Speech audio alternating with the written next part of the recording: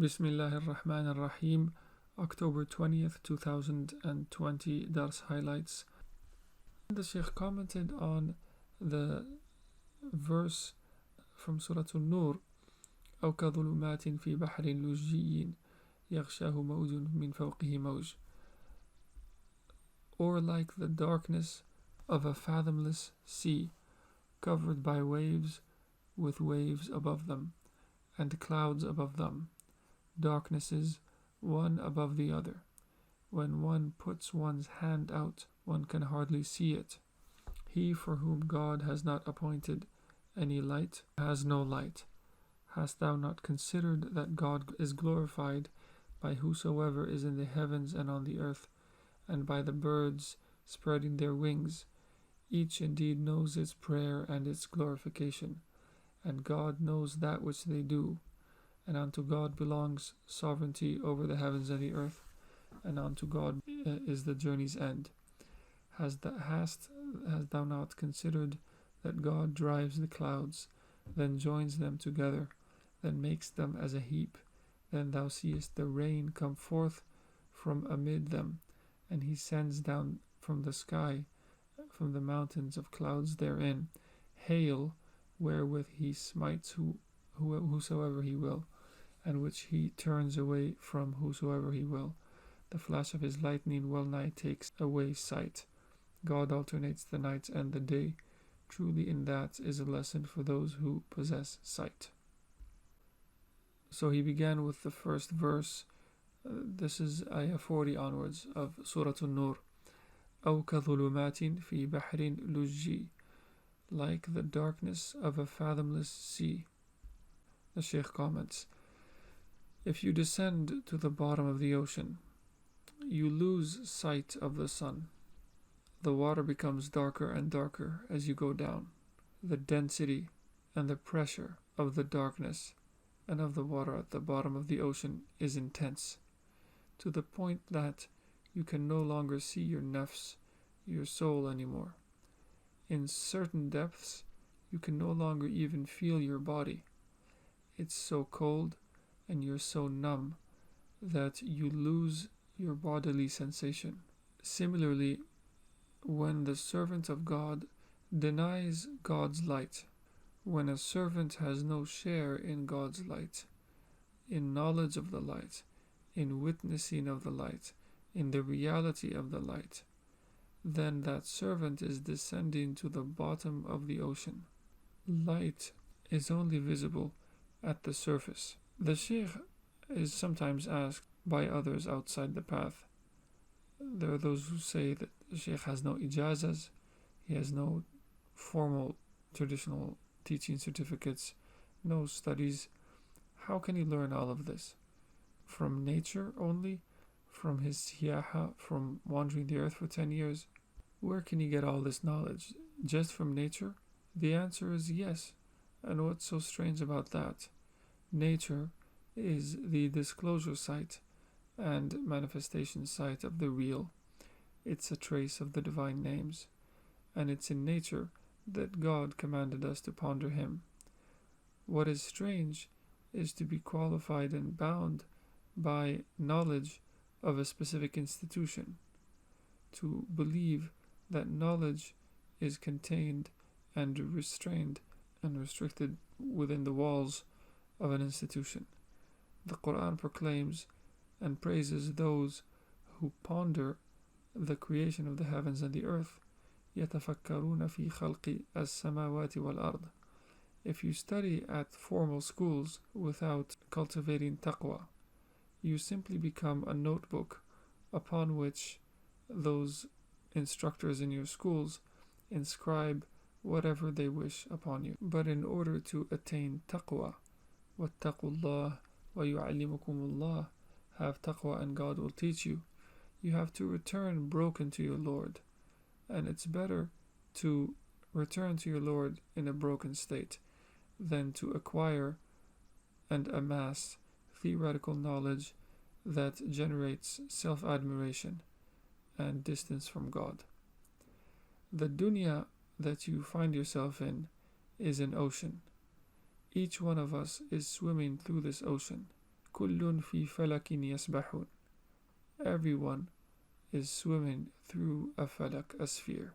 The earth upon which you stand is itself swimming through and in its own sphere. The here below is an ocean, and each one of us must and has to swim through it. And if God gives you Nur, then you swim upon the surface of the ocean, and you draw meaning from that ocean, because you know that there are stars above, sun above, there's moons above. In this sense, you live as a barzakhi creature, a liminal creature between the water and the ocean. This is what it means to swim. It's to put your head in the water sometimes, but knowing what you're doing. But if you're a cold fish that doesn't see the sun above, from birth you have never seen it, then you deny it. You're like an oceanic or underwater creature. You don't feel your own self even. This is what it means to be immersed in the darkness of the appetites and the lower soul, to plunge from one darkness to another. ظُلُمَاتٌ بَعْضُهَا فَوْقَ بَعْضٍ. Darknesses, one above the other. When the murid takes on the path, and God casts light into his heart, He plucks him out or yanks him out of his lowly lower self. He pulls him out of his inner darkness in which he lost awareness of his own reality. The Shaykh pulls the murid back to the surface of the ocean, where he must learn that there are sun, there's stars, there's the moon, and then he chooses whether to swim upon the surface of the ocean or to go back down and to drown beneath the ocean. If you remain on the surface, then you swim in your sphere on the surface, and you have knowledge of what's on the bottom, darkness and coldness and death. You know that beneath you have a fathomless ocean, a bahr lujji. If you stay within that ocean, there's wave upon wave, mawj fawqa mawj, one wave after another, the different veils of the nafs, of your career, of your wealth, and slowly you lose yourself. And many live this kind of life. This is their state. It's the unfolding of their lives, their seerah. It's how they eat, sleep, and dress without caring, without tasting anything in the dunya. The dunya is dark in his heart and in his eye, and in the end some even end their own life. They consider suicide. Why? Because it's constriction, density that surrounds them. The bottom of the ocean is dense. The pressure of the water is too intense. So instead of taking this ocean as the sight through which they journey to their Lord, instead of taking the ocean as a buraq, their celestial steed, to their Creator, they drown in it. The way out is tafakkur and dhikr, reflection upon the creation of the heavens and the earth, upon the quality or attribute of God's creation, and invocation of God. This is what generates subhanaka, as per the verse الَّذِينَ يَتَفَكَّرُونَ, those who ponder the heavens and the earth, فِي خَلْقِ السَّمَاوَاتِ وَالْأَرْضِ, and remember their Lord standing, sitting, and on their sides. And in the end they say subhanaka, glory be unto you, and they have a fear. مَا خَلَقْتَ هَذَا بَاطِلًا فَقِنَا عَذَابَ النَّارِ, spare us from the fire. How can you know that there is a sky above you in the first place? Your whole life is spent in layers of darkness of these oceans of the dunya and your lower self. To begin reflecting upon the heavens and the earth, you have to first be upon the surface of the ocean. It's conditioned upon seeing the stars, the suns, and the moons. But the sky of your heart is darkness upon darkness. It's a fathomless ocean of darkness. In the last third of the night, wake up, make your wudu, face the qibla, close the lights, Shut your eyes and do istighfar. If you only see darkness at that moment, believe what your heart is telling you. Believe yourself when your heart tells you that it's dark. Know and acknowledge and affirm that you are within the bottom of the ocean. You are in the depths of the fathomless ocean. You must find a way out of that state. Get out of there in order to discover the sky above, in order to know how God created the sky. Within this dark ocean, you wake up, you exert effort in your dhikr, and still you see only darkness and no nur. What do? Do more dhikr and tafakkur to get out of that dark state. إذا أخرج يده لم يكد يراها. When one puts one's hand out, one can hardly see it. You can barely see your hand at the bottom of the ocean. At the bottom of the ocean, you think you have skills and abilities. You think you can do this and that you're so smart, you're a scholar, you're a person with skills.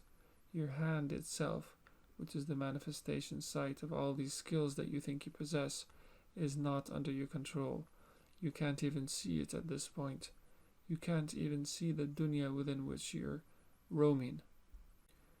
You imagine that you've done great deeds. وَمَنْ لَمْ يَجْعَلِ اللَّهُ لَهُ نُورًا فَمَا لَهُ مِنْ نُورٍ. But he for whom God has not appointed any light has no light. It's God who appoints the light for you. You can't grasp it or attain it by your own effort. This nur isn't within your grasp or your hand. It's not within your irada. You can't will it. You can't attain it by your own ability. The darkness of the ocean of the lower self, that's what belongs to you. That's what's from your nafs. The nur, on the other hand, that is God's, and He's the one who appoints it. How can you see the nur? You have to return to Allah. In the ocean of darkness of the nafs, you have to go from there to Allah by means of istighfar and nawafil that God loves, the supererogatory devotions that are favored by Allah. This is how you do it, not by just imagining and saying, Alhamdulillah, I have a sheikh, it's done, I'm set. That's not how it works. Whoever God doesn't give nur has no nur. You're the one who must return to Allah. You've now arrived at the sheikh. He can point the way to you, and you have to apply his advice. Then you arrive at Allah according to the claims that you've made of wanting Allah. But if you have no deeds to follow up with your words, if you have no amal, then your speech and your words mean nothing, and you remain in the darkness of your lower self. When you see the nur, when you begin to see these glimmers of nur, then this means that you're closer to the surface of the ocean. It means that the pressure and density of darkness is slowly removing. It's being lifted. You're closer to seeing the sky. You're closer to seeing the heaven. Now you're given some ability to ponder the heavens. Now you can start reflecting somewhat upon the heavens. You can't really ponder the heavens themselves yet, but you can ponder it more than you could when you were deep in the bottom of the ocean. It's impossible to ponder the heavens when you're within the fathomless dark ocean. Your proximity to Allah is measured by your proximity to Nurullah. You come to the Shaykh, he gives you the Nur upon bay'ah, he pulls you out with his saintly aspiration, with his strength, he pulls you out of the depth of the ocean. That's the Shaykh's job. He's yanked you out. When you see the Nur and the Shaykh, when you see both, you surrender to him and to the Nur. You relinquish your claims. When Sayyidina Ibrahim ﷺ saw the Nur of the star, the moon and the sun, he immediately proclaimed, "This is my Lord." The Murid, he sees the Nur and seeks refuge from his Lord and from the Nur. This is on account of the Murid's ignorance. He flees from the Nur and the here below, and he will flee from Allah and his disclosure in the hereafter as well. The one who affirms the Nur as being from his Lord is the one who gains knowledge of his Lord in the here below and flees to God in the hereafter.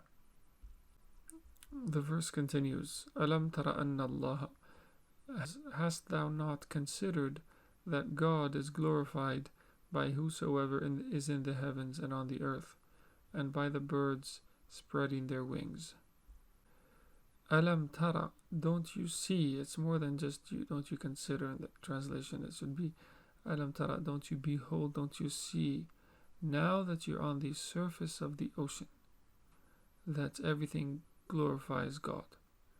You haven't attained anything, even when you realize that everything upon the surface of the earth is glorifying its Lord in the heavens and on earth.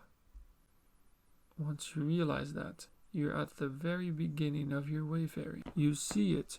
You see that everything glorifies you. يُسَبِّحُ لَهُ مَنْ فِي السَّمَاوَاتِ وَالْأَرْضِ. You first have to see the heavens and the earth. You swim out of the darkness to the surface. You were in the depths of the ocean. Then you look to the heaven, having swam to the surface, having been pulled out of it by the Shaykh and the Nur, and you discover what's on the surface, and you behold with your eyes what's in the heavens. Then you look around you, look in front, look behind you, look to your right and look to your left. Seek out the dry land. Identify where the dry land is. Now you've seen the dry land. Alam tara anna Allah, don't you see that everything upon the earth and the heavens glorifies God? Everyone in earth. Now you see it. You're among the chosen ones, the elect, al-Khawas, who have knowledge of Ainul Haq, knowledge of the truth, of the eye of truth, knowing that everything glorifies the Lord. Everything reminds them of the glorification at every instant. If your tongue is not glorifying its Lord in tasbih, then you haven't done tadabbur. You've never reflected on your Lord at this level. Perhaps you see the beauty in the expanse of the heavens and the soaring peaks of the mountains. Alam tara. It's don't you see it, the glorification. It's not don't you hear it. Observe the movement of all things. It's their tawaf. It's their circumambulation.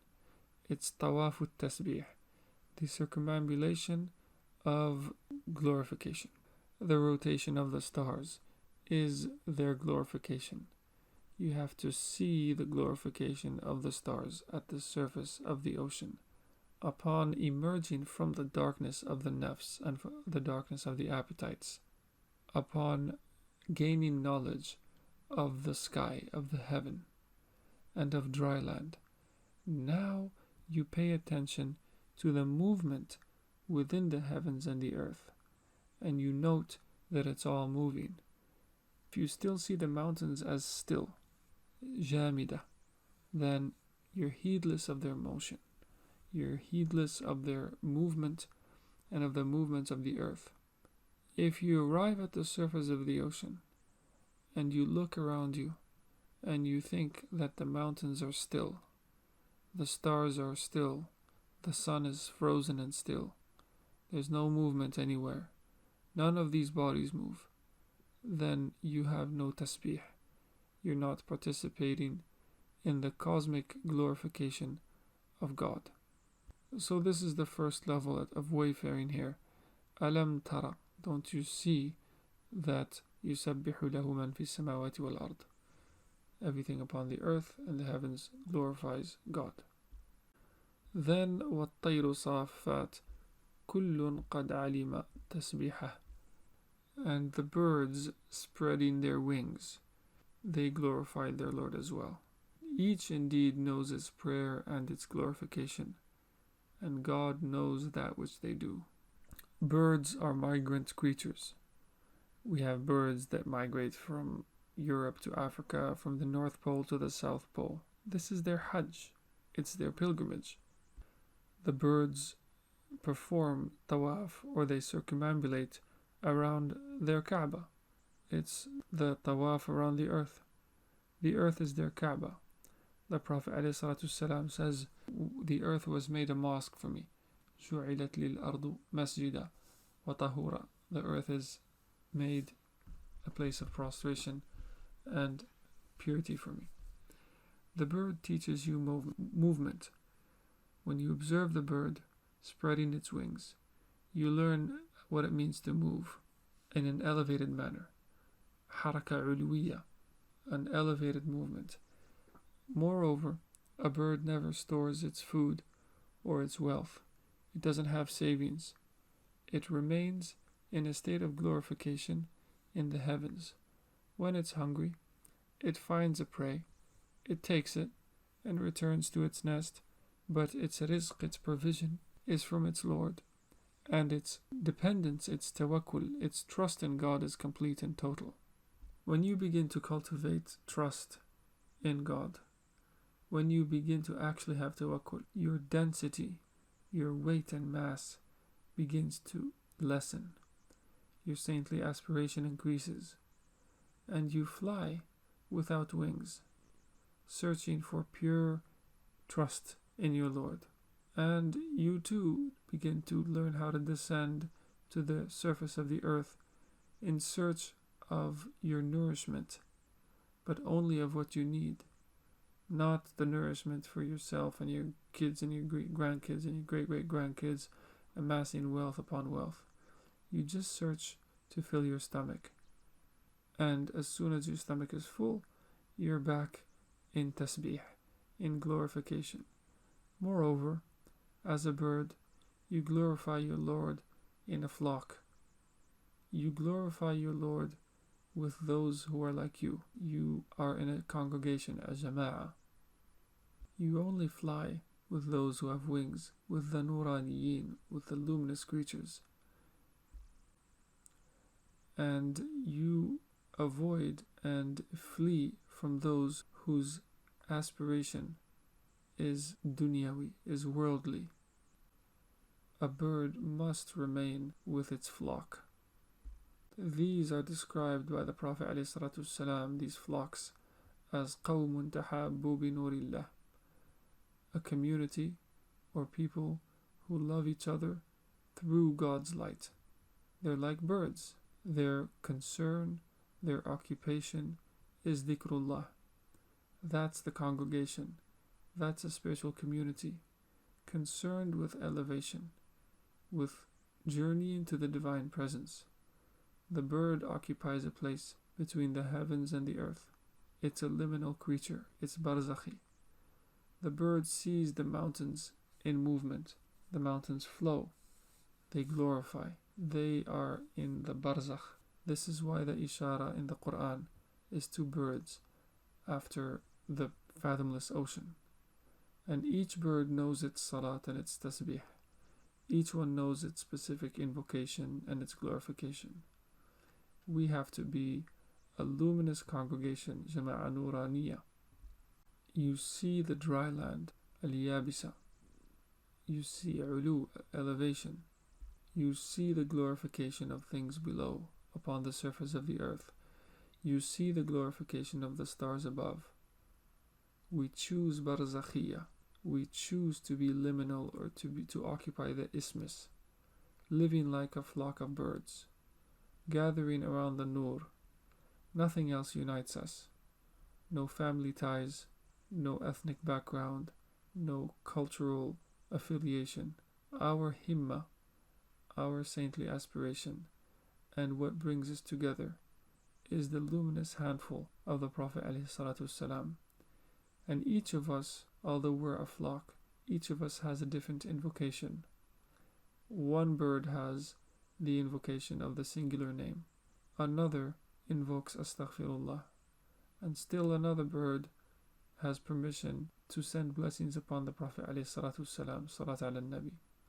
No bird asks, why do I do istighfar and the other does tasbih? Why do I do the ism and the other does salat ala nabi? Each knows their tasbih, each knows their prayer, and each works upon what they were given permission to invoke. Kullun alima tasbiha.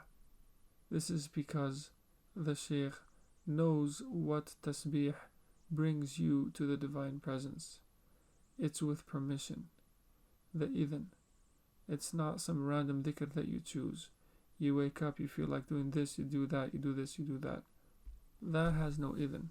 If you imagine yourself to be gaining divine knowledge through this type of dhikr, you can spend your whole life in it and you won't gain any ilm. What you'll gain is compensation and dhikr. That we affirm. But divine knowledge, far be it for you to have any divine knowledge if you invoke in that manner without the idhn.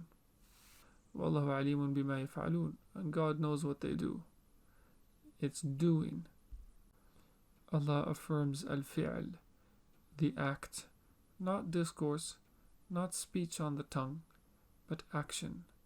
The lowest branch of faith is an act, to remove harm from your path. This is why we say, at least do some da'wah, invite some people to the path, in order for you, hopefully, to attain some kind of act on the path. You're not calling others for the path itself. The path doesn't need you to invite anyone. It's for you to become among those who did something for the sake of Allah.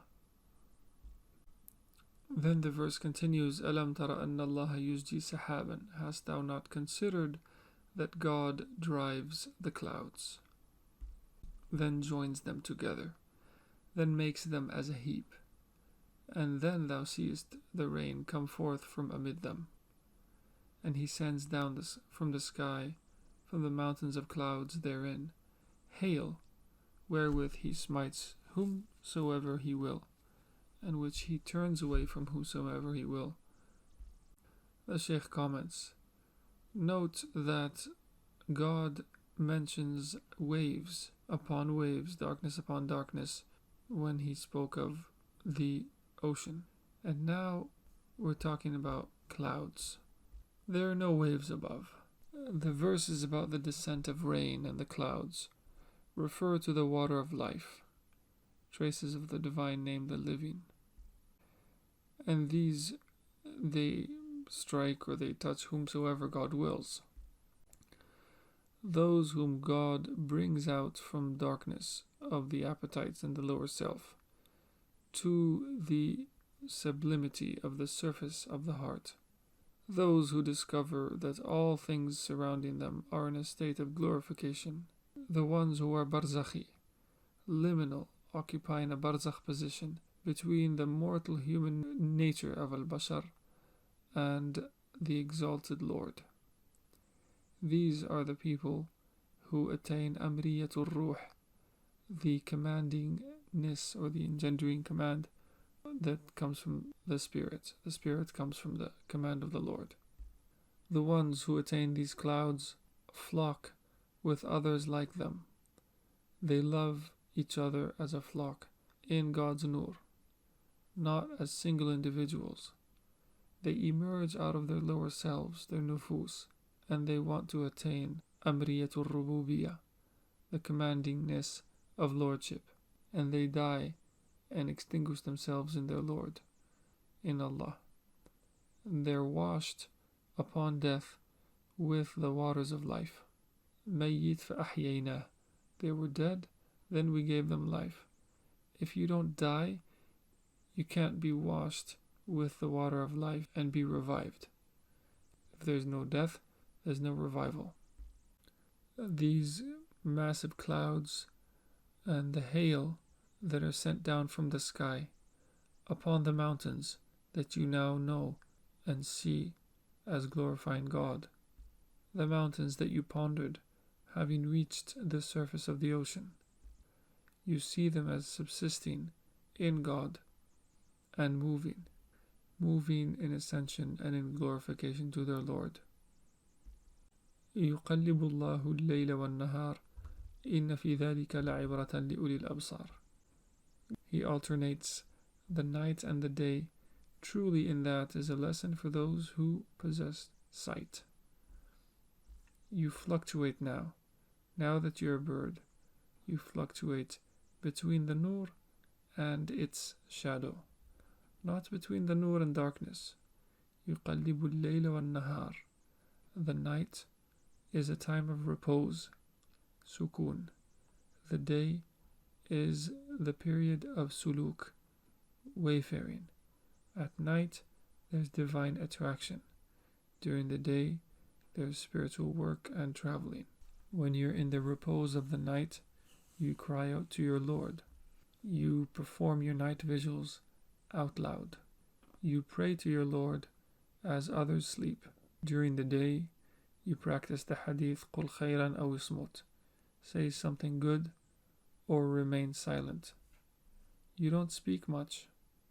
During the day, you're traveling and flowing through wayfaring, through suluk.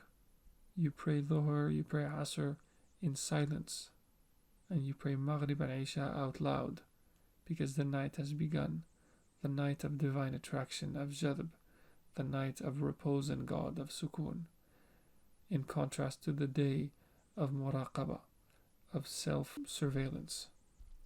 During the day, you're fearing the wolves of the nafs, the monsters, the insects of the appetites. You're like someone flocking a herd of sheep, and you're afraid of the dangers of the day. When the night enters, you withdraw into the cave of prophecy. You ascend the mountain of reflection, and you cry out to be among those who are awake at night. And you don't divulge your states until the clouds are sent down upon you by God, in order for you to make your ritual ablution, to perform your wudu, and to become among those who read in the name of thy Lord.